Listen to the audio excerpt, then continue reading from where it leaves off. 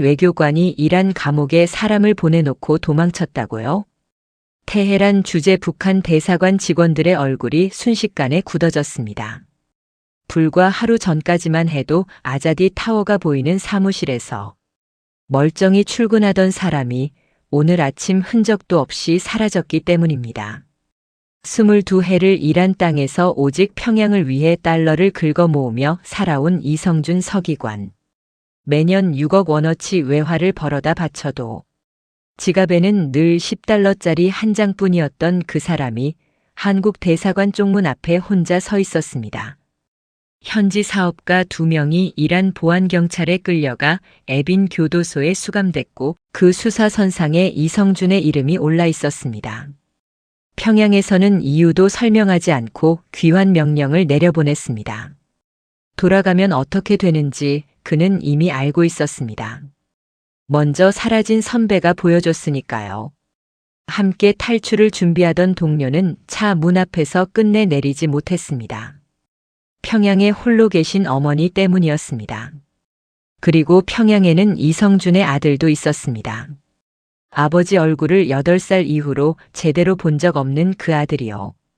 인터폰 버튼 하나를 누르는 순간 아내도 아들도 고향도 전부 잃게 된다는 걸 알면서 그는 손가락을 뻗었습니다. 대체 22해 동안 이란 땅에서 무슨 일이 있었던 걸까요? 그리고 버스에서 끌려간 그 2사람은 이성준과 어떻게 연결돼 있었던 걸까요? 구독과 좋아요는 영상 제작에 큰 힘이 됩니다. 듣고 계신 지역을 댓글로 나눠주세요. 저는 테헤란에서 22해를 살았습니다. 아자디 타워라고 여러분도 한 번쯤 사진으로 보셨을 겁니다. 이란 혁명의 상징이라고 불리는 그 하얀 탑 있지 않습니까? 저는 그게 보이는 사무실에서 매일 일했습니다. 창밖으로 내다보면 거대한 고속도로 한복판에 저게 솟아있구나 싶어서 처음엔 입이 딱 벌어졌습니다.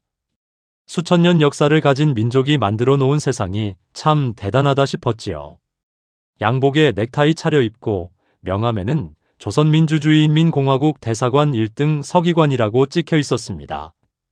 호텔 로비에 들어서면 도어맨이 허리를 굽혀 인사했고 현지 사업가들이 2손으로 명함을 내밀었습니다. 겉으로만 보면 그야말로 번듯한 외교관 생활이었지요. 그런데 여러분, 그 명함 뒤에 뭐가 있었는지 아십니까? 제가 테헤란에 처음 발령받은 게 제 나이 35이었으니까 지금 여러분 자식뻘 되는 나이지요. 평양에서 외국어 대학을 나오고 대외무역성에서 몇 년 일하다가 해외 파견 대상자로 선발됐습니다.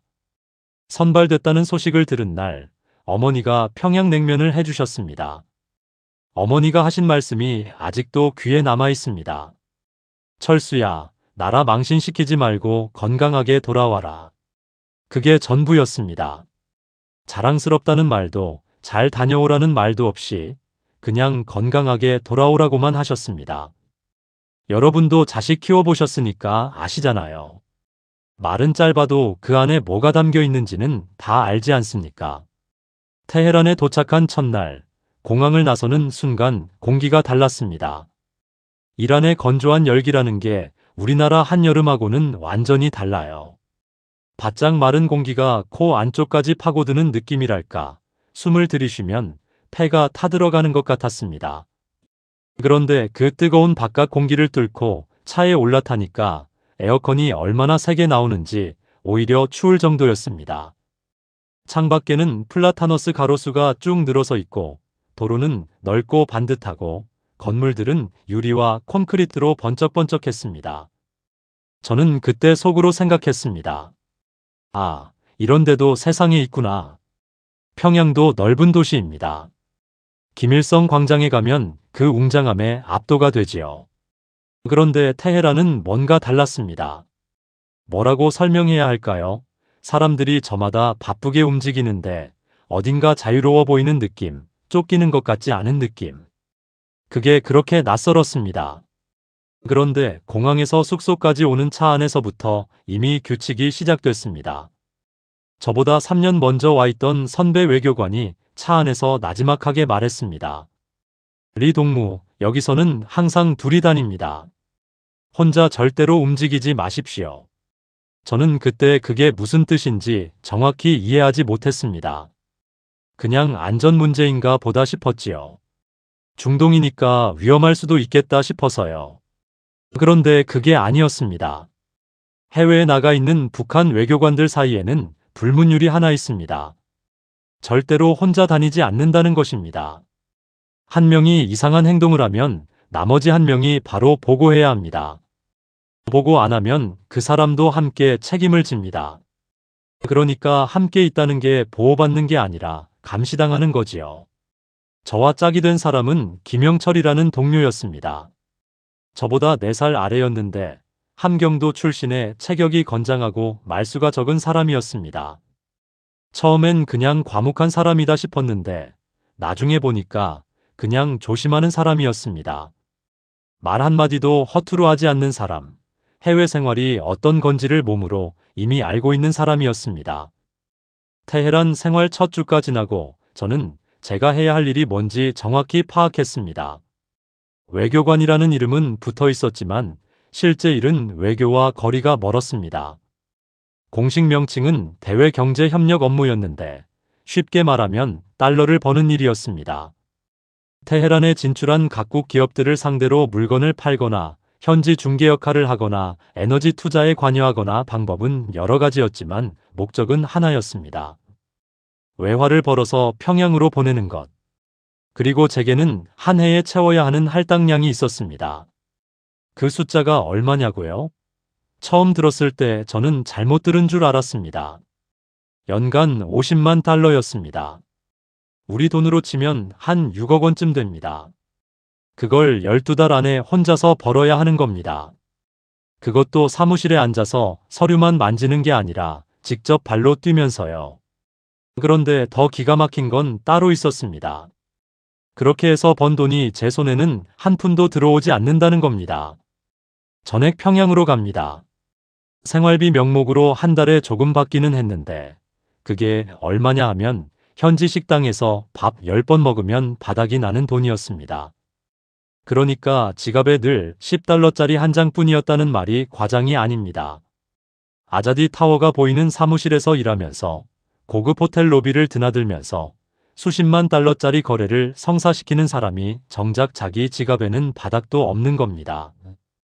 밖에서 보면 번듯한 외교관인데 안에서 보면 그냥 달러 수구먼인 거지요. 그런데 이 생활에서 진짜 공포는 돈이 아니었습니다. 매달 평양에 실적 보고를 올렸고 숫자가 목표치에 못 미치면 바로 연락이 왔습니다. 독촉이 아니라 경고였습니다. 그 경고가 어떤 식으로 오는지 제가 직접 겪은 일이 있습니다. 제가 테헤란에 온 지 4년쯤 됐을 때입니다. 같은 대사관에 최동현이라는 선배가 있었습니다. 저보다 12살 위였고 테헤란 생활도 6년 넘게 한 베테랑이었지요. 페르시아어도 유창하고 현지 사업가들 사이에서 신뢰가 두터운 사람이었습니다. 그 선배가 어느 상반기에 실적이 좀 부진했습니다. 국제 원유 가격 급락으로 이란 경제 자체가 흔들리던 때였거든요.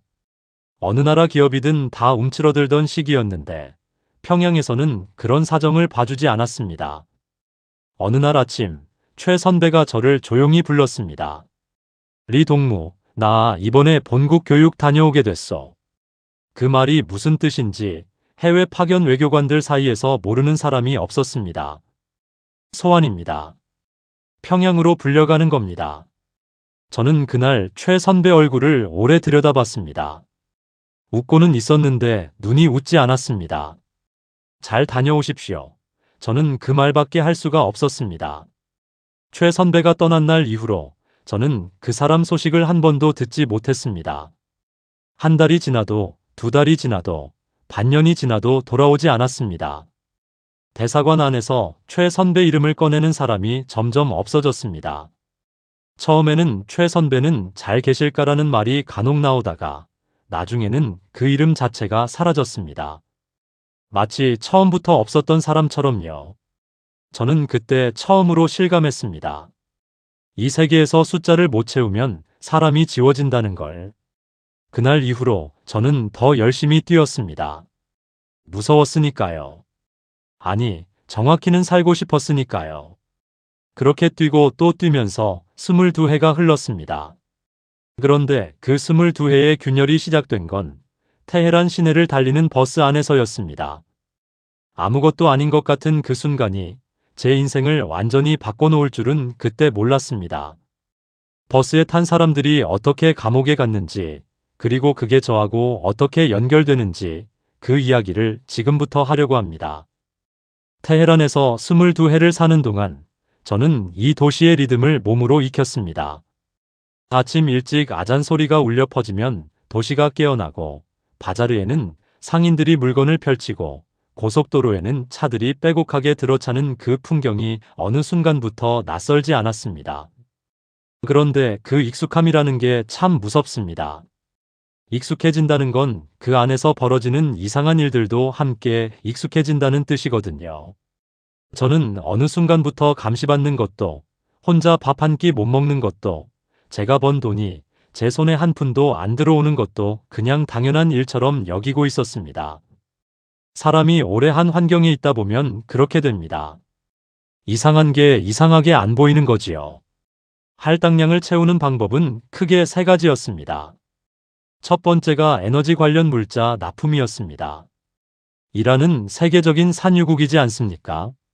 석유 화학 설비나 부품들을 제3국을 통해서 우회 납품하는 방식이었는데, 서류상으로는 합법적인 무역 거래처럼 보이게 포장하는 게 핵심이었습니다. 두 번째가 건설 자재 중개였습니다. 테헤란은 늘 어딘가를 짓고 있는 도시라서 자재 수요가 끊이지 않았고, 저는 그 사이에서 수수료를 챙기는 역할을 했습니다.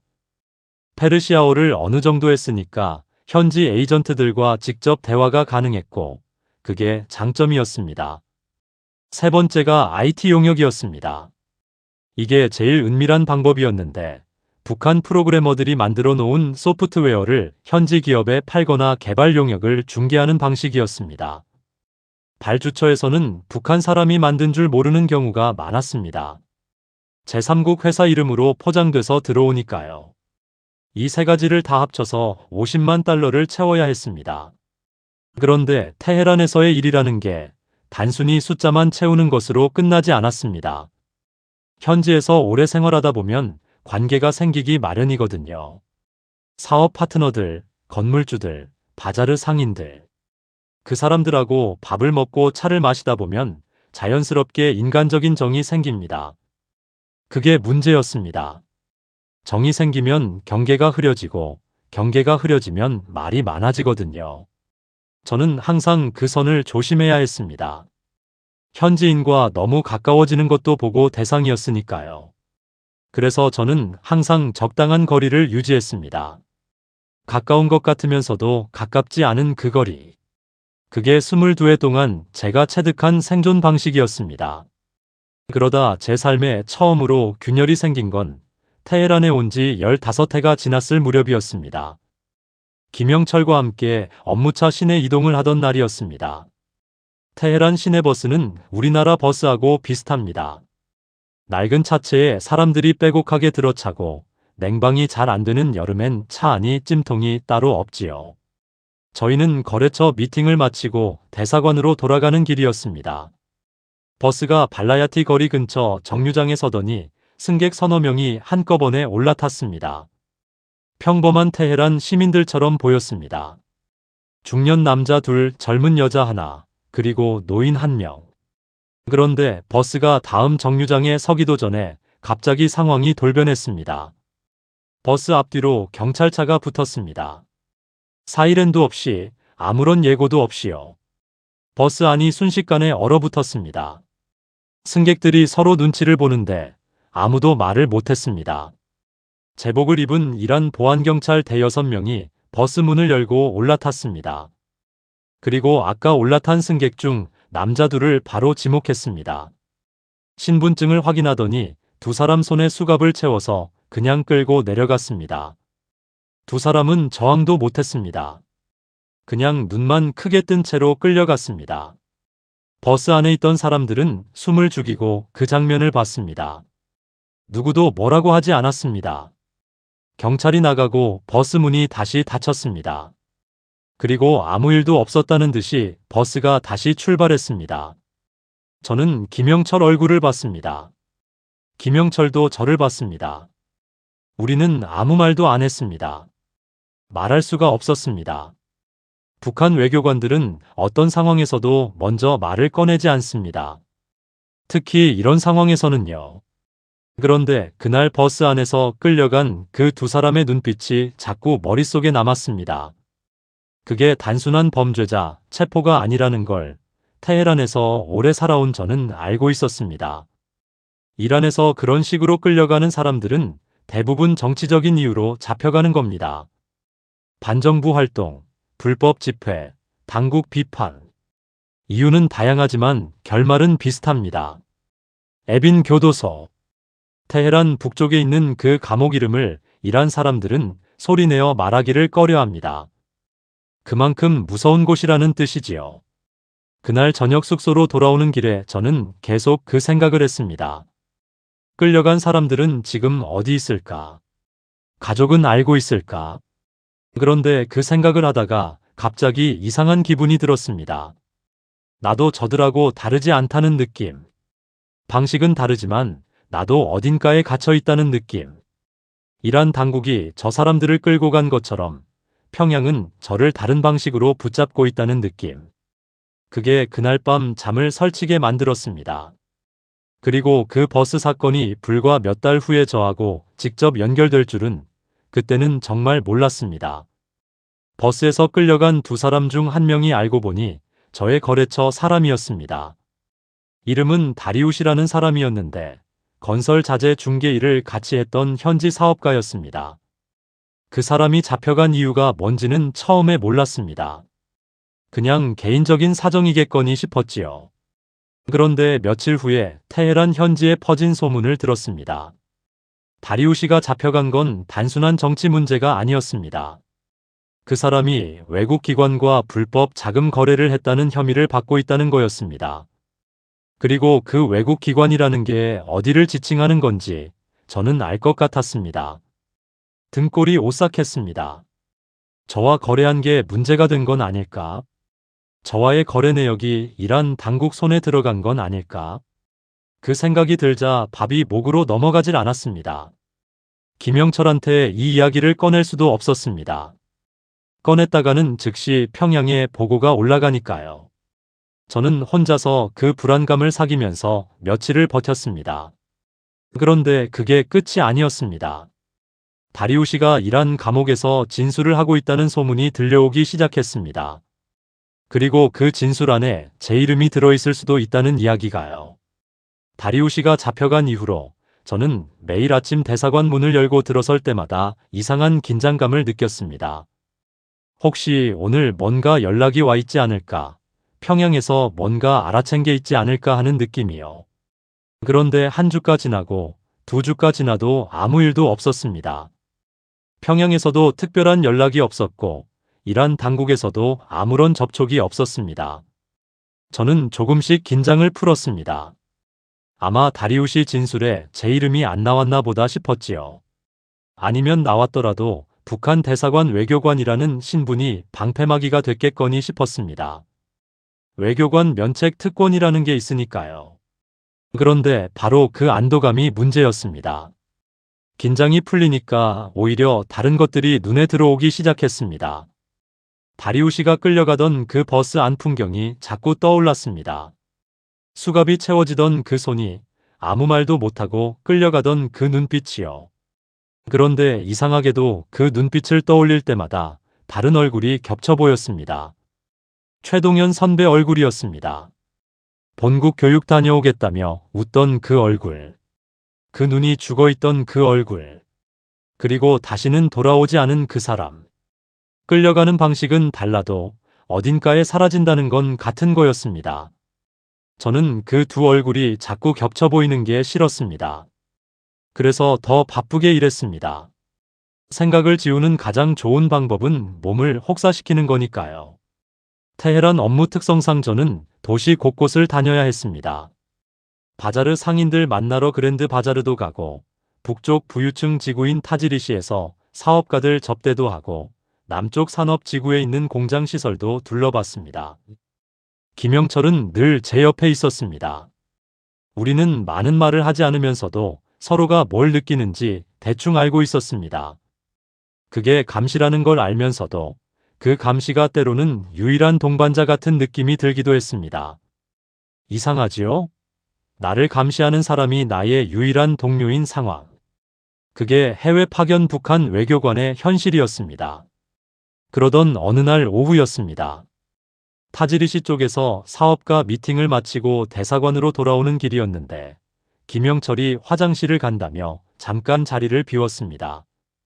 저는 카페 테라스에 혼자 앉아서 기다렸습니다. 혼자라고 해봤자 금방 돌아올 거라는 걸 알면서도 그 짧은 혼자만의 순간이 얼마나 낯설었는지 모릅니다. 테헤란 북쪽 하늘이 붉게 물들어 있었습니다. 엘브루즈 산맥 실루엣이 저녁 하늘을 배경으로 검게 떠 있었고요. 아름다웠습니다. 그런데 그 아름다움이 저한테는 늘 유리창 너머의 것이었습니다. 그때였습니다. 주머니 속 업무용 휴대전화가 진동했습니다. 북한 외교관들이 쓰는 휴대전화는 일반 스마트폰이 아닙니다.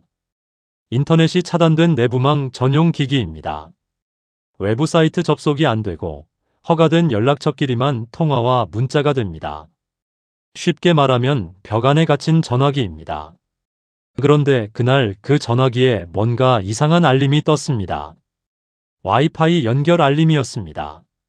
카페 손님용 공개 와이파이였는데 전화기가 자동으로 잡아버린 거지요.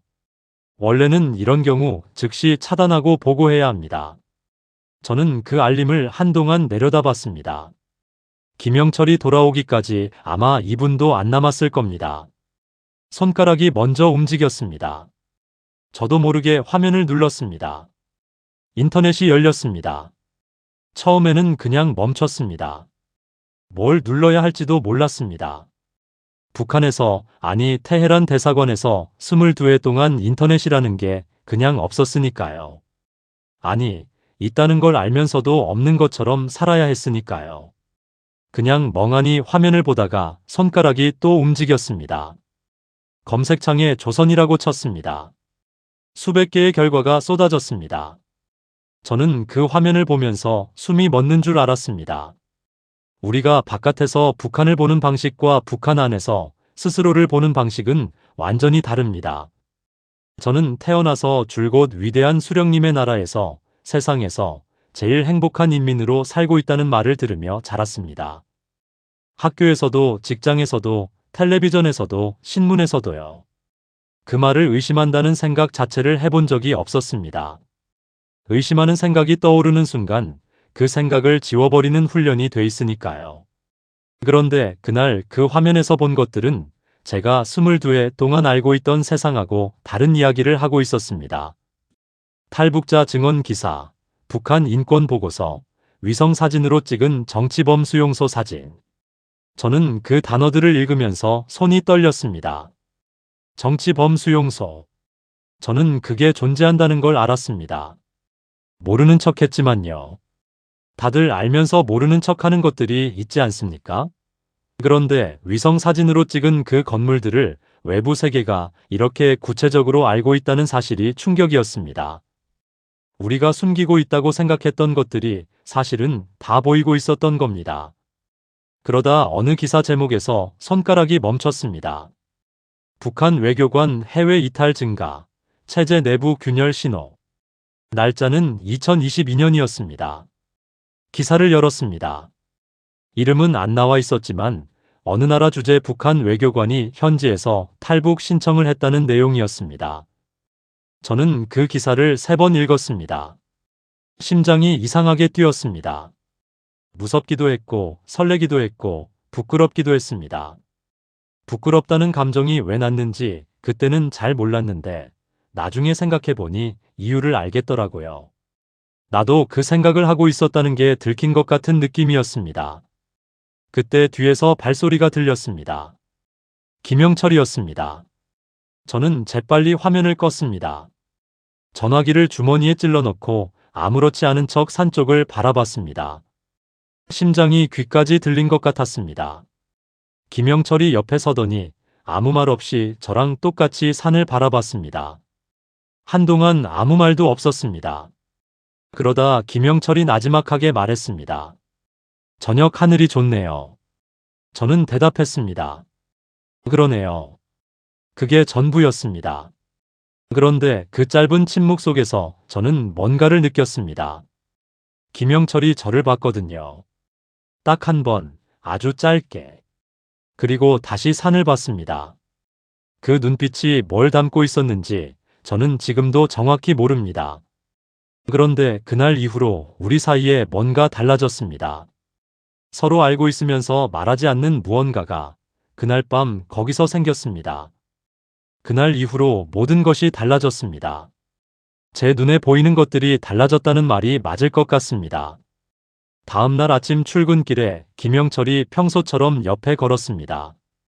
저는 아무렇지 않게 걸으면서 속으로는 어젯밤 그 기사를 계속 생각하고 있었습니다. 해외 외교관 탈북, 그 단어가 머릿속에서 지워지질 않았습니다. 그때까지는 그게 가능하다는 걸 머리로만 알았습니다. 내 이야기라고는 생각하지 않으면서요. 그런데 그날부터는 달랐습니다. 자꾸 그 생각이 났습니다. 나라면 어떻게 하지? 그 질문이 마음속 어딘가에 불씨처럼 자리를 잡았습니다. 그 무렵 다리우시 사건이 다시 수면 위로 올라왔습니다. 잡혀간 지 석 달이 지났을 무렵 테헤란 현지 사업가 네트워크를 통해 소문이 돌기 시작했습니다. 다리우시가 에빈 교도소에서 외국 기관과의 거래 내역을 전부 진술했다는 거였습니다. 그리고 그 진술 안에 북한 대사관과 연결된 거래 흔적이 포함됐다는 이야기가요. 처음 그 소문을 들었을 때 저는 가슴이 내려앉는 것 같았습니다. 그런데 더 무서운 건 이란 당국이 그걸 알면서도 아직 아무 움직임이 없다는 사실이었습니다.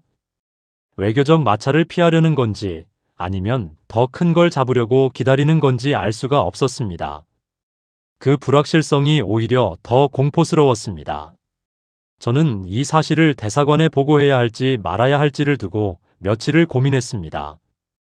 보고를 하면 제가 그 거래에 깊이 연루돼 있다는 사실이 평양에까지 알려지는 겁니다. 할당량을 채우기 위해서 한 일이었지만 결과가 이렇게 됐을 때 평양이 어떻게 반응할지는 아무도 몰랐습니다. 최동현 선배 꼴이 날 수도 있었습니다. 반대로 보고를 안 하면 이란 당국이 직접 대사관을 통해서 이 사실을 알려올 수도 있었습니다. 그렇게 되면 숨겼다는 사실 자체가 더 큰 문제가 되는 거지요. 어느 쪽이든 쉽지 않은 선택이었습니다. 결국 저는 최소한의 내용만 보고했습니다. 거래 파트너가 이란 당국에 체포됐다는 사실만, 구체적인 거래 내역은 빼고요. 그게 얼마나 위태로운 줄타기였는지 지금 생각해도 아찔합니다. 그런데 그보다 더 아찔한 일은 따로 있었습니다. 다리우시와 함께 버스에서 끌려간 또 한 명, 그 사람 이야기입니다. 그 사람 이름은 나중에 알았는데 파르아드라는 인물이었습니다. 테헤란 남쪽 출신의 소프트웨어 개발자였는데 제가 세 번째 방법으로 활용하던 IT 용역 네트워크와 연결된 사람이었습니다. 북한 프로그래머들이 만든 소프트웨어를 현지 기업에 중개하는 역할을 파르아드가 했거든요. 저는 파르아드를 직접 만난 적은 없었습니다. 중간에 브로커가 한 명 더 있었으니까요. 그런데 이란 당국이 파르아드를 잡은 이유가 단순한 자금 거래 혐의가 아니었다는 소문이 들려왔습니다. 사이버 보안 위반, 즉 국가 기반 시설에 침투할 수 있는 소프트웨어를 외국 기관을 통해 유입시켰다는 혐의였습니다. 그리고 그 외국 기관이 북한이라는 게 이란 당국의 주장이었습니다. 그 이야기를 들었을 때 저는 처음으로 진지하게 생각했습니다. 내가 하는 일이 어디까지 연결돼 있는 건가? 저는 그냥 할당량을 채우기 위해서 시키는 대로 한 것뿐이었습니다. 구체적으로 그 소프트웨어가 뭘 하는 건지, 어디에 쓰이는 건지는 알 필요가 없었고 알려주지도 않았습니다. 그냥 거래를 성사시키는 게 제 역할이었으니까요. 그런데 그 거래의 끝이 사람들을 감옥에 보내는 것이었다면 그게 단순히 할당량을 채운 일로 끝나는 건가 하는 생각이 들었습니다. 파르아드와 다리우시는 지금 에빈 교도소에 있었습니다. 그리고 그 두 사람이 거기 있게 된 데에 저와 연결된 거래가 한 줄기 실처럼 이어져 있었습니다. 저는 그 실의 끝에 서 있는 사람이었습니다. 그 생각이 드는 날 밤, 저는 오래 앉아서 천장을 봤습니다. 평양에서 태어나서 당이 시키는 대로 공부하고, 당이 보내는 곳으로 가고, 당이 정한 숫자를 채우면서 살아온 세월이 갑자기 아깝다는 생각이 들었습니다. 여러분도 그런 순간이 있지 않습니까? 열심히 살아왔는데 어느 날 문득 내가 원해서 한 게 뭐가 있나 싶은 순간이요. 자식들 키우고 부모님 모시고 회사 다니고 하다 보니까 정작 나는 뭘 원했나 싶은 그 순간. 저한테는 그 밤이 그랬습니다. 그런데 그 생각을 채 마무리하기도 전에 더 무거운 생각이 덮쳐왔습니다. 평양에 아들이 있다는 것. 아들 이름은 리준혁. 그때 나이가 30이었습니다. 그 아이도 저처럼 당이 시키는 대로 살고 있겠지요. 그 아이한테 제가 뭘 물려주고 있나 싶었습니다. 아들은 제가 테헤란에 처음 발령받았을 때 8살이었습니다. 아버지가 해외에 나간다는 말에 우는 것도 아니고 웃는 것도 아니고 그냥 멀뚱멀뚱 쳐다보던 그 눈이 기억납니다. 아내가 그 아이를 혼자 키웠습니다. 저는 테헤란에 있는 22해 동안 평양에 가는 게 허가된 적이 몇 번 없었습니다. 전화통화는 일주일에 한 번, 정해진 시간에 정해진 전화로만 했습니다. 그 통화가 감청된다는 걸 알면서도 그게 유일한 연결이었습니다. 아들이 학교에 입학했을 때도 전화로 들었습니다. 아들이 대학에 붙었을 때도 전화로 들었습니다. 아들이 군대에 갔을 때도 전화로 들었습니다. 아버지로서 옆에 있어준 순간이 얼마나 되는지 세어보면 손가락으로도 남습니다. 그날 밤 저는 오래 울었습니다. 남자가 이 나이에 운다는 게 쑥스럽습니다만 사실입니다. 테헤란 숙소 천장을 보면서 소리 없이 울었습니다. 그리고 그날 이후로 모든 것이 달라졌습니다. 그날 이후로 저는 매일 출근을 하고 미팅을 하고 저녁에 숙소로 돌아오는 일상을 반복하면서도 속으로는 완전히 다른 생각을 하고 있었습니다. 겉으로는 아무것도 달라진 게 없었습니다. 김영철과 나란히 걸었고 보고서를 제때 올렸고 할당량을 채우기 위해 열심히 발로 뛰었습니다. 그런데 그 모든 걸 하면서 마음 한쪽에는 탈북이라는 단어가 불씨처럼 자리를 잡고 있었습니다. 꺼지지 않는 불씨로요. 그 불씨가 확 타오른 건 소환장이 날아오기 바로 전날이었습니다. 소환장이 오기 사흘 전 다리우시와 파르아드 사건이 완전히 새로운 국면으로 접어들었습니다. 이란 당국이 두 사람에 대한 정식 재판 날짜를 잡았다는 소문이 들렸습니다. 그리고 재판 과정에서 거래 상대방으로 북한 대사관이 공식적으로 거론될 수 있다는 이야기가요. 현지 네트워크를 통해 그 소문을 전해들은 날, 저는 점심을 먹으러 나가다가 걸음이 그냥 멈춰버렸습니다. 이게 공식화되면 평양이 어떻게 나올지, 이란 외무부가 어떻게 나올지, 그 사이에 낀 저는 어떻게 되는지 머릿속이 복잡해졌습니다. 국제적인 외교 문제로 번질 수 있는 상황에서 평양이 제일 먼저 하는 일은 꼬리 자르기라는 걸 저는 알고 있었습니다. 그 꼬리가 될 수 있는 위치에 제가 있었습니다. 그리고 이틀 후 아침, 소환장이 왔습니다. 평범한 아침이었습니다. 김영철과 함께 숙소에서 나와 대사관으로 걷는 길, 테헤란 아침 햇살이 고층 건물 유리에 반사돼서 눈이 부셨습니다. 편의점에서 산 샌드위치를 손에 들고 오늘 오후에 있을 미팅 생각을 하면서 걷고 있었습니다. 그런데 대사관 문을 열고 들어서는 순간 분위기가 달랐습니다.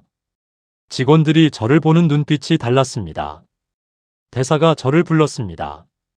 뒷 집무실 문을 닫고 대사가 서류 한 장을 책상 위에 놓았습니다. 저는 그 서류를 봤습니다. 제 이름이 적혀 있었습니다. 그리고 그 아래에 본국 귀환 명령이라는 글자가 있었습니다. 우리 동무, 이번에 정기 교체 대상이 됐어. 다음 달 안으로 귀국 준비하시오. 저는 그 말을 들으면서 최동현 선배 얼굴이 떠올랐습니다. 저는 고개를 숙이고 대답했습니다. 알겠습니다. 그게 전부였습니다. 집무실 문을 닫고 나오는데 복도가 평소보다 길게 느껴졌습니다. 그날 점심은 먹지 못했습니다. 책상에 앉아서 서류를 펼쳐놓고 있었지만 글자가 눈에 들어오지 않았습니다. 머릿속에서 계속 같은 질문이 맴돌았습니다. 나는 왜 불려가는 건가? 정기 교체라고 했지만 저는 그 말을 믿지 않았습니다. 해외 파견 외교관의 정기 교체는 보통 5해 단위입니다. 저는 이번 파견이 시작된 지 새해밖에 안 됐습니다. 그리고 지난 상반기 실적이 목표치에 못 미쳤습니다. 다리우시 사건 이후로 거래 네트워크 일부가 끊겼으니까요. 평양에서는 왜 소환하는지 이유를 설명하지 않습니다. 그냥 오라고 합니다. 그러면 가야 합니다. 가면 어떻게 되는지는 최동현 선배가 이미 보여줬습니다. 그날 저녁 김영철이 먼저 말을 꺼냈습니다. 숙소 근처 공원 벤치였습니다. 테헤란 시내 작은 공원인데 저녁이 되면 아프가니스탄 사람, 파키스탄 사람, 이라크 사람들이 나와서 쉬는 곳이었습니다. 북적이는 곳이라 오히려 우리 대화가 묻혔습니다. 김영철이 앞을 보면서 나지막하게 말했습니다. 소식 들었소? 저는 대답하지 않았습니다. 우리 동무, 나한테 솔직하게 말해도 됩니다. 저는 잠깐 김영철을 봤습니다. 그 사람 얼굴에서 지난 22해가 보였습니다. 늘 조심하고 늘 말을 아끼고 늘 눈치를 보던 사람. 그런데 그날 밤 그 사람 눈빛은 달랐습니다. 조심하는 눈빛이 아니라 뭔가를 결심한 사람의 눈빛이었습니다. 저는 천천히 말했습니다. 최 선배 어떻게 됐는지 알고 있어?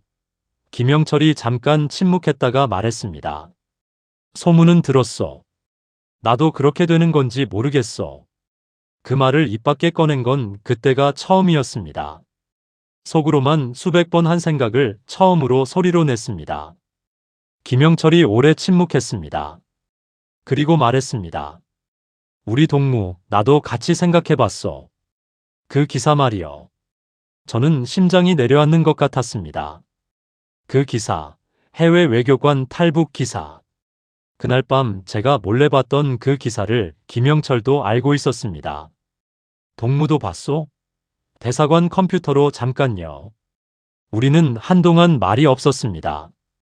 공원에서 어린아이가 웃는 소리가 들렸습니다. 아프가니스탄 가족이었는데 아버지가 아이를 들어 올려서 빙빙 돌리고 있었습니다. 아이가 까르르 웃었습니다.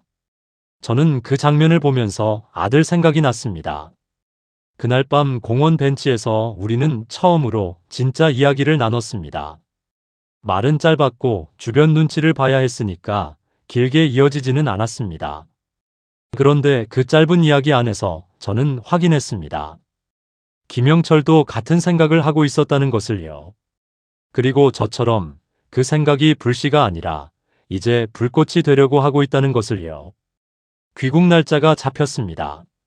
3주 후였습니다. 그 날짜를 통보받은 날 저녁, 저는 정해진 시간에 평양으로 전화를 걸었습니다. 매주 목요일 저녁 8시 22회 동안 지켜온 시간이었습니다. 아내가 전화를 받았습니다. 여보, 나야. 오빠 오늘 목소리가 왜 그래요? 아내는 귀신 같습니다. 전화 한마디에 뭔가 다르다는 걸 느끼더라고요. 저는 최대한 평소처럼 말했습니다. 아니, 그냥 좀 피곤해서. 요즘 일이 많아서. 아무것도 아닌 대화였습니다. 그런데 그날은 그 평범한 말들이 하나하나 가슴에 박혔습니다. 이게 마지막이 될 수도 있다는 걸 알면서 아무렇지 않게 말해야 하는 그 시간이 얼마나 길게 느껴졌는지 모릅니다. 아내가 말했습니다. 다음 달에 들어온다고 했잖아요. 맞죠? 저는 잠깐 멈췄습니다. 응, 그렇게 됐어. 거짓말이었습니다. 그리고 그게 마지막 대화가 될 거라는 걸 알면서요. 통화를 끊고 나서 저는 한동안 전화기를 손에 쥔 채 앉아 있었습니다. 아내 목소리가 귀에서 떠나질 않았습니다. 22해를 혼자 버텨온 그 사람. 일주일에 한 번 전화로만 연결되면서도 묵묵히 살아온 그 사람. 그 사람이 지금쯤 무슨 생각을 하고 있을지 알 방법이 없었습니다. 저도 이게 마지막 통화라는 걸 모르고 전화를 끊었을 테니까요. 저는 그게 더 슬펐습니다. 마지막이라는 걸 알고 끊는 것도 힘들지만 상대방이 모르고 끊는다는 게 더 무거웠습니다. 아들 준혁이 목소리는 그날 듣지 못했습니다. 2달 전에 직장에서 힘들다는 이야기를 잠깐 했을 때 그냥 버텨라고 했던 말이 그렇게 후회될 줄 몰랐습니다. 그게 그 아이한테 해준 마지막 말이었습니다. 그날 밤 저는 잠을 자려고 했지만 잠이 오지 않았습니다. 새벽 2시쯤에 일어나서 숙소 창문을 열었습니다. 테헤란 밤 기운이 들어왔습니다. 멀리 밀라드 타워에 불이 켜져 있었습니다. 테헤란 야경 한복판에 우뚝 솟은 그 탑은 밤새 저렇게 빛나고 있구나 싶었습니다. 아무도 보지 않아도 그냥 서 있는 거지요. 저는 그 빛을 보면서 평양을 생각했습니다. 지금쯤 평양은 아침이겠구나. 대동강에 안개가 깔리는 시간이겠구나. 아내는 밥하고 있겠구나. 준혁이는 출근 준비하겠구나. 그 평범한 아침이 제가 없어도 그냥 이어지겠구나. 그 생각이 이상하게 위로가 됐습니다. 슬프기도 했지만요. 왕 사장 이야기를 해야겠습니다. 정확하게는 류 사장이라고 불렀는데 테헤란에서 18년째 사는 조선족 사업가였습니다. 나이는 저보다 67살 위였고 건설자재 무역을 하는 사람이었습니다. 저와는 몇 년 전부터 거래가 있었습니다. 물건 중개를 몇 번 같이 했거든요. 겉으로는 그냥 비즈니스 관계였는데 한 번은 그 사람이 저한테 이런 말을 한 적이 있었습니다. 아무도 없는 자리에서 조용히요. 우리 서기관, 힘든 일 있으면 말해요. 나 사람 알아요. 그때는 그 말이 그냥 사교적인 말인 줄 알았습니다. 중국 사람들이 워낙 그런 말을 쉽게 하니까요. 그런데 그 말이 몇 년 뒤에 이렇게 쓰일 줄은 몰랐습니다. 저는 김영철한테 류 사장 얘기를 꺼냈습니다. 김영철이 잠깐 생각하더니 말했습니다. 믿을 수 있어? 모르지. 그런데 지금 우리한테 다른 선택지가 있어? 김영철이 오래 침묵했습니다. 그리고 고개를 끄덕였습니다. 류 사장을 만난 건 그로부터 나흘 후였습니다. 업무 미팅을 핑계로 만나서 저는 돌려 말하지 않았습니다. 시간이 없었으니까요. 류 사장, 나 도움이 필요합니다. 류 사장이 커피잔을 내려놓으며 저를 봤습니다. 표정이 굳었습니다. 그런데 놀란 표정은 아니었습니다. 어떤 도움이요? 한국 대사관 연결해 주실 수 있습니까? 류 사장이 오래 저를 봤습니다. 그리고 천천히 말했습니다. 우리 서기관, 이거 한 번 하면 돌이킬 수 없어요. 알아요? 압니다. 가족은요? 저는 잠깐 멈췄습니다. 평양에 있습니다. 류 사장이 눈을 감았다 떴습니다. 그리고 말했습니다. 알겠어요. 내가 알아볼게요. 그날 저는 숙소로 돌아오면서 하늘을 올려다봤습니다. 테헤란 하늘은 맑고 파랬습니다. 저는 평양 하늘이 어떤 색이었는지 기억하려고 했습니다. 대동강 물이 어떤 냄새였는지, 모란봉 벚꽃이 어떤 빛깔이었는지 기억이 흐릿했습니다. 22해가 지났으니까요. 그리고 이제 그 기억이 전부가 될 것 같았습니다. 돌아가지 못할 테니까요. 다시는요. 그 생각을 하는데 이상하게 눈물이 나지 않았습니다. 울 만큼 울었던 걸까요? 아니면 드디어 결심이 섰기 때문이었을까요? 귀국 날짜가 잡혔습니다. 류 사장한테서 연락이 온 건 귀국 날짜 열흘 전이었습니다. 짧은 문자였습니다. 업무 관련 내용인 척 포장됐지만 저는 그 안에 담긴 뜻을 알았습니다. 준비가 됐다는 뜻이었습니다. 저와 김영철은 그날부터 각자 조용히 준비를 시작했습니다. 티가 나면 안 되니까 평소와 똑같이 생활하면서요. 짐은 최소한으로 했습니다. 여권과 신분증, 그리고 지갑. 그게 전부였습니다. 22해치 물건들이 숙소에 그대로 있었습니다. 옷장 가득한 양복들, 서랍 안에 서류들, 책상 위에 사진 한 장. 아들이 초등학교 입학할 때 찍은 사진이었습니다. 교복 입고 가방 메고 웃는 8살짜리 아이. 저는 22회 동안 그 사진을 책상에 두고 살았습니다. 그 사진을 가져갈 수가 없었습니다. 가져가다 발각되면 이유를 설명할 수가 없으니까요. 저는 출발 전날 밤 그 사진을 오래 들여다봤습니다. 그리고 서랍 안에 넣었습니다. 언젠가 내가 찾아줬으면 좋겠다고 소리 없이 말하면서요. 그런데 출발 전날 밤 예상하지 못한 일이 생겼습니다. 그게 이 이야기에서 제일 중요한 순간이기도 합니다. 저는 새벽 3시쯤 잠이 깨서 물을 마시러 주방에 갔습니다. 그런데 주방 불이 켜져 있었습니다. 김영철이 식탁에 앉아 있었습니다. 아무것도 하지 않고 그냥 두 손을 식탁 위에 올려놓고 앉아 있었습니다. 저는 김영철 옆에 가서 앉았습니다. 두 사람 다 한동안 아무 말도 하지 않았습니다. 그러다 김영철이 먼저 입을 열었습니다. 어머니 생각이 나서요. 저는 아무 말도 하지 않았습니다. 그냥 들었습니다.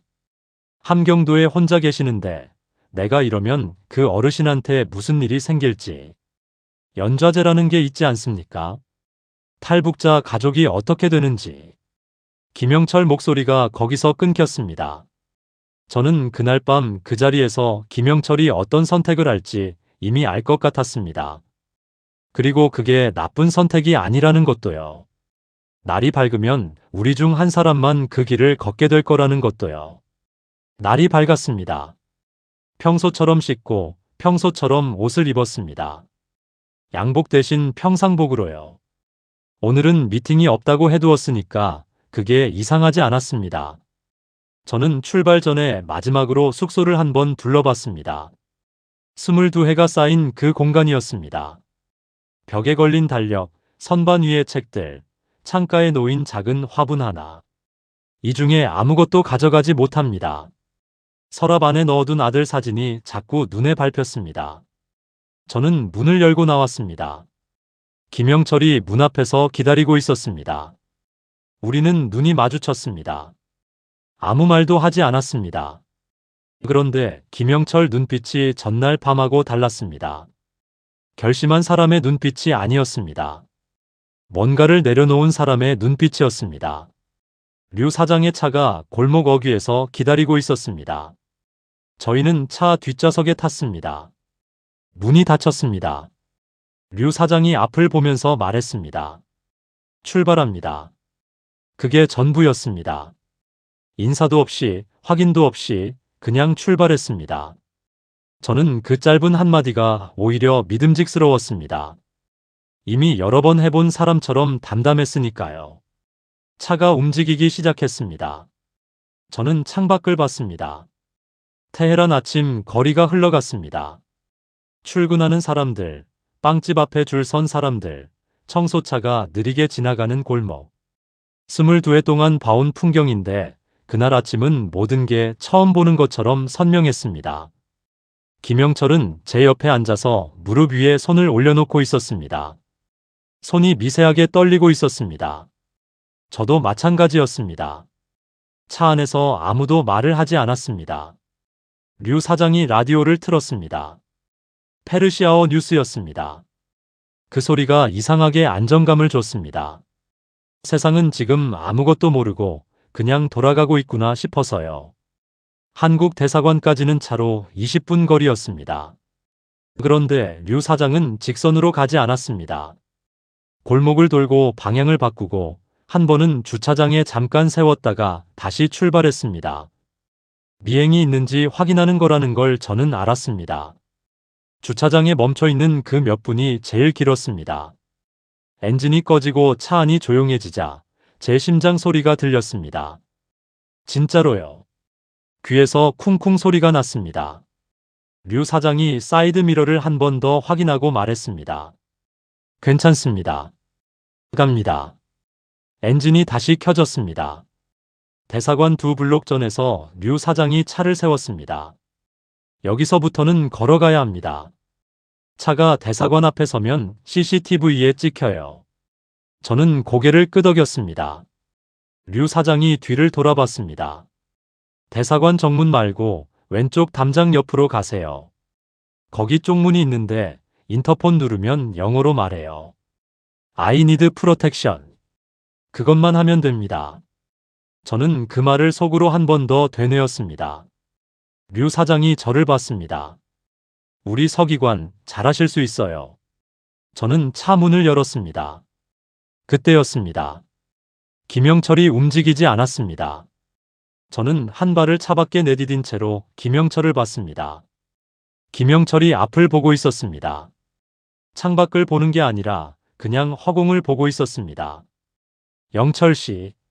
김영철이 천천히 고개를 돌렸습니다. 그 눈빛을 저는 평생 잊지 못할 겁니다. 무서운 것도 있었고, 미안한 것도 있었고, 무언가를 포기한 사람의 눈빛도 있었습니다. 복잡한 것들이 다 섞여 있었습니다. 우리 동무, 나는 못하겠어. 저는 말이 나오지 않았습니다. 평양에 어머니가 혼자 계시어. 내가 이러면 그 어르신한테 무슨 일이 생길지. 목소리가 끊겼습니다. 저는 알았습니다. 연좌제. 김영철 어머니가 혼자 그걸 감당하게 될 거라는 걸. 뭐라고 해야 할지 몰랐습니다. 괜찮다고 할 수도 없고, 그래도 가자고 할 수도 없었습니다. 그건 제가 결정해 줄 수 있는 게 아니었으니까요. 저는 그냥 말했습니다. 영철 씨, 살아있어요. 김영철이 입술을 꽉 다물었습니다. 눈이 빨개졌습니다. 저는 더 이상 보지 못하고 차 문을 닫았습니다. 2블록을 걸었습니다. 혼자였습니다. 햇살이 뜨거웠습니다. 테헤란 아침 열기가 아스팔트에서 올라왔습니다. 저는 평상복 차림으로 걸었습니다. 어딘가를 향해 걸어가는 평범한 사람처럼 보이려고 최대한 자연스럽게 걸으려고 했습니다. 그런데 다리가 말을 잘 듣지 않았습니다. 한 걸음 한 걸음이 이상하게 무거웠습니다. 땅이 발을 붙잡는 것 같았습니다. 뒤를 돌아보고 싶었습니다. 류 사장 차가 아직 거기 있는지, 김영철이 혹시 마음을 바꿔서 내리고 있는 건 아닌지. 돌아보지 않았습니다. 돌아보면 멈출 것 같았으니까요. 대사관 건물이 보였습니다. 태극기가 달려 있었습니다. 저는 그 태극기를 보는 순간 걸음이 멈췄습니다. 저도 모르게요. 북한 사람한테 태극기는 적국의 상징이었습니다. 그렇게 배웠습니다. 그런데 그날 그 깃발이 저한테는 다르게 보였습니다. 저기까지만 가면 된다. 저는 다시 걸었습니다. 왼쪽 담장이었습니다. 쪽문이 있었습니다. 인터폰이 달려 있었습니다. 저는 그 앞에 서서 잠깐 멈췄습니다. 이걸 누르면 끝입니다. 다시는 북한 사람으로 살지 못합니다. 자신은 평양으로 돌아가지 못합니다. 아내도 아들도 대동강도 모란봉도 전부 사진 속 기억이 됩니다. 손가락이 떨렸습니다. 저는 눈을 감고 준혁이 얼굴을 떠올렸습니다. 8살짜리 아이가 교복 입고 웃는 그 얼굴. 눈을 떴습니다. 인터폰을 눌렀습니다. 삐 소리가 났습니다. 저는 말했습니다. I need protection. 목소리가 떨렸습니다. 그냥 있는 힘껏 말했습니다. 잠깐의 침묵이 있었습니다. 그 몇 초가 제 인생에서 제일 긴 시간이었습니다. 그리고 인터폰에서 목소리가 들렸습니다. 한국말이었습니다. 잠깐만요. 지금 열어드릴게요. 철커덕 문이 열렸습니다. 저는 안으로 들어갔습니다. 문이 다시 닫혔습니다. 그 소리가 났습니다. 철커덕 닫히는 소리. 테헤란이 사라지는 소리였습니다. 22해가 사라지는 소리였습니다. 담장 안은 조용했습니다. 작은 정원이 있었습니다. 나무 몇 그루, 벤치 하나. 담장 하나를 경계로 바깥의 열기가 차단된 것처럼 여기는 다른 공기였습니다. 젊은 직원이 뛰어왔습니다. 한국 사람이었습니다. 괜찮으세요? 저는 그 말을 듣는 순간 다리에 힘이 풀렸습니다. 벤치 옆에 주저앉았습니다. 서 있을 수가 없었습니다. 직원이 옆에 쪼그려 앉았습니다. 천천히 하셔도 됩니다. 여기 안전합니다. 저는 그 말을 들으면서 하늘을 올려다봤습니다. 테헤란 하늘이었습니다. 파랗고 맑은 하늘. 그런데 그 하늘이 그날은 달라 보였습니다. 그냥 하늘이었습니다. 제가 자유롭게 올려다볼 수 있는 하늘. 그때 김영철 생각이 났습니다. 지금 어디 있을까? 류 사장 차에서 내렸을까? 아니면 그냥 숙소로 돌아갔을까? 어머니한테로 갔겠지요. 결국은요. 그게 나쁜 선택이라고 저는 생각하지 않습니다. 어머니를 지키겠다는 것도 용기니까요. 다만 그 사람이 무사하기를 그날 이후로 지금까지도 바라고 있습니다. 영철 씨 살아있어요. 제가 했던 그 말이 그 사람한테 닿았으면 좋겠습니다.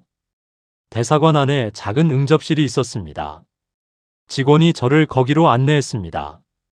에어컨이 돌아가고 있었습니다. 소파가 있었고, 탁자가 있었고, 벽에 대한민국 지도가 걸려 있었습니다. 저는 소파에 앉았습니다. 뭐 드실래요? 저는 뭘 달라고 해야 할지 몰랐습니다. 그냥 말했습니다. 커피 있으면요. 종이컵에 믹스 커피였습니다. 설탕이랑 크림이 같이 들어있는 그 봉지 있지 않습니까? 뜨거운 물에 타서 가져다 줬습니다. 저는 그 종이컵을 두 손으로 감쌌습니다. 따뜻했고 한 모금 마셔보니 달았습니다. 그런데 그 단맛이 그렇게 낯설었습니다. 테헤란에서 22해를 살면서 커피를 수도 없이 마셨지만 이 맛은 처음이었어요. 아니, 맛이 달라서가 아니었습니다. 내가 달라진 거였습니다. 아무도 감시하지 않는 자리에서 아무한테도 보고할 필요 없이 그냥 커피 한 잔을 마시고 있다는 것. 그게 그렇게 이상했습니다. 좋은 의미로요. 담당자가 들어왔습니다. 40대 초반으로 보이는 남자였습니다. 넥타이를 맨 정장 차림이었는데 표정이 딱딱하지 않았습니다. 자리에 앉으면서 먼저 말했습니다. 오시느라 고생 많으셨습니다. 여기 오신 분들한테 제일 먼저 드리는 말씀인데요. 잘 오셨습니다. 저는 그 말을 듣고 고개를 숙였습니다. 눈물이 날 것 같았습니다. 참았습니다. 이미 너무 많이 울었으니까요. 그런데 이번엔 달랐습니다. 슬픔이 아니라 다른 감정이었습니다. 뭐라고 이름 붙여야 할지 모르는 감정. 살았다는 감정이었습니다. 그날 하루 동안 많은 이야기를 했습니다. 어떤 경로로 왔는지, 대사관 내부 상황이 어떤지, 같이 올 사람이 있었는지. 저는 아는 만큼 말했습니다. 김영철에 대해서는 잠깐 고민했습니다. 그 사람이 탈북을 모의했다는 사실이 알려지면 어떻게 될까 싶어서요. 저는 그냥 혼자 결심해서 왔다고 했습니다. 그게 김영철한테 해줄 수 있는 마지막이었습니다. 다리우시와 파르아드 사건에 대해서도 이야기했습니다. 담당자가 그 부분에서 눈빛이 달라졌습니다. 메모를 하면서 꼼꼼하게 물었습니다. 저는 제가 알고 있는 것들을 22해 동안 제 손을 거쳐간 거래들을 그리고 그 거래들이 어디로 흘러갔는지를 말했습니다. 말하면서 이상한 감정이 들었습니다. 이게 배신인가 싶기도 했고 이게 해방인가 싶기도 했습니다. 두 감정이 동시에 있었습니다. 이틀 후에 한국행이 결정됐습니다. 직항은 아니었고 제3국을 거쳐서 들어가는 경로였습니다. 안전 문제 때문이라고 했습니다. 북한 대사관에서 저를 찾고 있을 테니까요. 공항으로 가는 차 안에서 저는 창밖을 봤습니다. 테헤란이 흘러갔습니다. 밀라드 타워가 저 멀리 보였습니다. 아침 햇살을 받아서 빛나고 있었습니다. 저는 그 탑을 마지막으로 오래 봤습니다. 22해 동안 저 창문 너머에서 일했습니다. 저 도시에서 50만 달러를 벌었습니다. 그런데 제 통장에는 한 푼도 없습니다. 그 생각을 하는데 이상하게 웃음이 나왔습니다.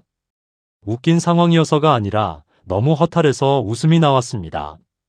사람이 어이가 없으면 울지 않고 웃기도 하지 않습니까? 22해가 적자였구나 싶었습니다. 공항에서 탑승 수속을 하는데 제 손에 처음 보는 여권이 들려 있었습니다. 대한민국 여권이었습니다. 표지가 남색이었습니다. 제가 22해 동안 들고 다니던 짙은 초록색 북한 여권하고 색이 달랐습니다. 저는 그 여권을 열어봤습니다. 제 사진이 붙어 있었습니다. 이름은 이성준이었습니다. 리성준이 아니라 이성준. 받침 하나가 달랐습니다. 그런데 그 차이가 묘하게 크게 느껴졌습니다. 같은 이름인데 다른 사람이 된 것 같았습니다. 아니, 같은 사람인데 다른 세상으로 들어가는 것 같았습니다. 저는 그 여권을 가방에 넣었습니다. 탑승구로 걸어가서 비행기에 올랐습니다. 비행기가 움직이기 시작했습니다. 그리고 바퀴가 땅에서 떨어지는 순간 저는 눈을 감았습니다. 테헤란이 멀어졌습니다. 눈을 떴을 때 창밖으로 이란의 산악 지형이 보였습니다. 엘브루즈 산맥이 구름 아래로 펼쳐져 있었습니다. 저는 그 풍경을 보면서 파르아드와 다리우시를 생각했습니다. 두 사람은 지금 에빈 교도소에 있겠지요. 제가 관여한 거래가 그 사람들을 거기 보내는데 한 줄기 실처럼 이어져 있었습니다. 그 사실을 완전히 씻어낼 수는 없습니다. 제가 시키는 대로 한 것뿐이라고 해도 그 결과가 달라지지는 않으니까요. 그게 제가 지고 가야 할 무게라는 걸 압니다. 그리고 최동현 선배를 생각했습니다. 어딘가에 살아있기를 바랍니다. 살아있으면 언젠가 세상이 바뀔 수도 있으니까요. 김영철도 생각했습니다. 어머니랑 함께 있겠지요. 그걸로 됐습니다. 그 선택이 맞는 선택이었기를 바랍니다. 인천공항에 내렸습니다. 입국장을 나오는데 사람이 많았습니다. 여행 가방을 끌고 나오는 사람, 마중 나온 가족이 손을 흔드는 사람, 꽃다발을 들고 기다리는 사람. 저는 그 사람들 사이를 걸으면서 멈출 수가 없었습니다. 멈추면 무너질 것 같았으니까요. 그 이후로 몇 달은 정착 교육과 조사가 이어졌습니다. 하나원이라는 곳에 있었습니다. 탈북민들이 한국 생활을 준비하는 시설입니다. 거기서 한국 사회가 어떻게 돌아가는지, 어떻게 살아야 하는지를 배웠습니다.